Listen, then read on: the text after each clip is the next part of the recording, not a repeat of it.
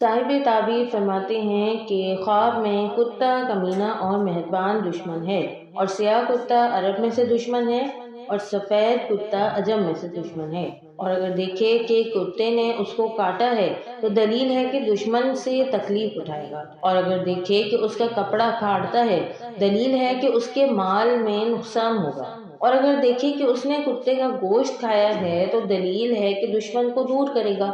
اور اگر دیکھتا ہے کہ کتے کو روٹی دی ہے تو اس کا مطلب ہے کہ اس پر روزی کشادہ ہوگی،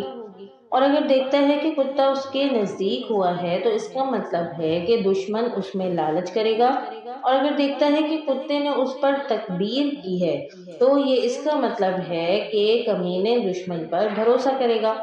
اگر دیکھتا ہے کہ کتیا کا دودھ پیا ہے مطلب یہ ہے کہ اس کو خوف اور دہشت پہنچے گی، اور اگر دیکھتا ہے کہ کتا اس سے بھاگا ہے تو اس بات کی دلیل ہے کہ محتاط دشمن ہوگا۔ صاحب تعبیر یہ بھی فرماتے ہیں کہ اگر دیکھتا ہے کہ کتیا اس کے گھر میں آئی ہے تو یہ اس بات کی دلیل ہے کہ کم ہمت اور کمینی عورت سے شادی کرے گا۔ صاحب تعبیر نے یہ بھی فرمایا کہ شکاری کتا ظاہر دشمن ہے، اگر دیکھتا ہے کہ شکاری کتے کے ذریعے شکار کرتا ہے تو دلیل ہے کہ اس کو دشمن سے جو دانش مندی کا دعویٰ کرتا ہے خیر پہنچے گی۔ اگر دیکھتا ہے کہ شکاری کتے کا گوشت کھایا ہے اس کا مطلب ہے کہ وراثت پائے گا،